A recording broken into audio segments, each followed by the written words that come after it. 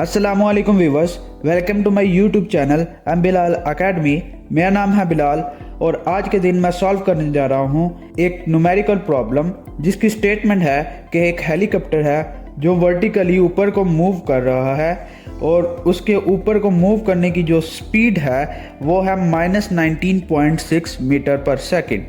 और यहाँ पे ये जो नेगेटिव साइन यूज़ किया हुआ है वो इसलिए इस्तेमाल किया गया है क्योंकि हेलीकॉप्टर जो है वो ग्रेविटी के खिलाफ ऊपर की जानब मूव कर रहा है, जबकि ग्रेविटेशनल फोर्स नीचे को लगती है। तो जब ये हेलीकॉप्टर ज़मीन से एक ख़ास फासले तक पहुँचता है और उस फासले की जो मैग्नीट्यूड है वो 156.8 मीटर है, तो उस वक्त हेलीकॉप्टर से एक पत्थर को गिराया जाता है। तो वो पत्थर ज़मीन तक पहुंचने में कितना टाइम लेता है उस टाइम को आपने मालूम करना है।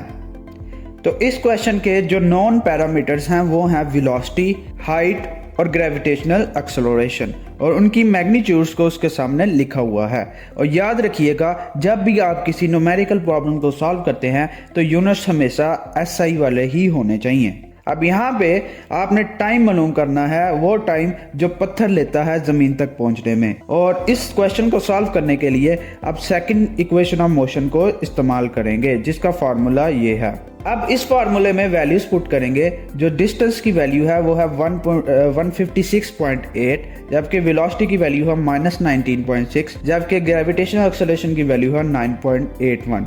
तो जब 9.81 को 2 से डिवाइड करेंगे तब आपके पास 4.905 आएगा, और आपने इस पूरी इक्वेशन को इस फैक्टर से अब डिवाइड कर देना है, यानी कि 4.905 से। तो जिसके बाद आपके पास ये इक्वेशन आ जाएगी, और जब आप इसको रीअरेंज करेंगे तो ये क्वाड्रेटिक इक्वेशन बन जाएगी। अब क्वाड्रेटिक इक्वेशन को सॉल्व करने के 3 तरीके होते हैं। पहला है फैक्टराइजेशन, दूसरा है क्वाड्रेटिक फार्मूला, और तीसरा है कंप्लीटिंग वे। तो यहाँ पे मैंने फैक्टराइजेशन से सॉल्व किया है, आप जिस मर्जी मेथड को इस्तेमाल कर सकते हैं। अब यहाँ पे पेयर्स बनाने होंगे फैक्टराइजेशन के लिए, तो आप देखें -32 है और यहाँ पे 1 है, तो ये -32 बनता है। तो हमारे पास जो पेयर होंगे वो 8 और 4 होंगे, क्योंकि जब 8 में से 4 निकालें तो हमारे पास 4 आ जाता है। तो इसलिए यहाँ पे लिखा हुआ है t² - 8t + 4t - 32।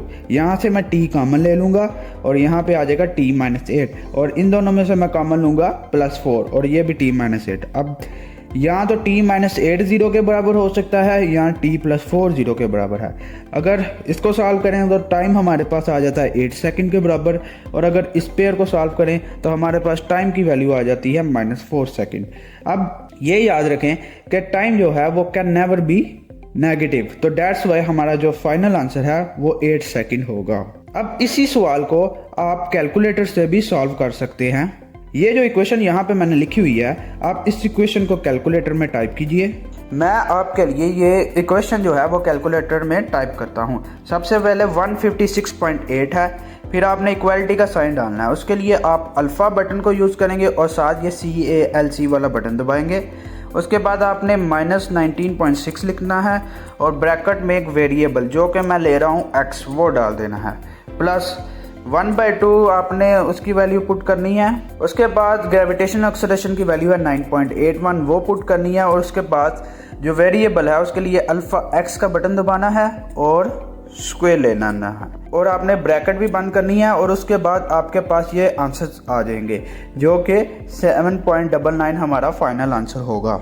इसके बाद आप ये भी सोच सकते हैं कि ये जो क्वेश्चन मैंने सॉल्व किया है इसमें हेलीकॉप्टर वर्टिकली स्ट्रेट मूव कर रहा था, लेकिन क्या ही होगा अगर यही हेलीकॉप्टर डायगोनली राइट को मूव करे। तो इसके लिए मैं आपको एक हिंट देता हूँ। आपको इस क्वेश्चन को सॉल्व करने के लिए वेक्टर एनालिसिस का सहारा लेना पड़ेगा।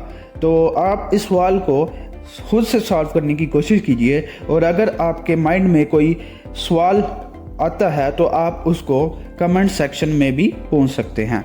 तो अगर आपको मेरी ये वीडियो आई है पसंद तो लाइक कीजिए और अपने दोस्तों से शेयर कीजिए, और मेरे चैनल को सब्सक्राइब करना मत भूलिए। अल्लाह हाफिज़।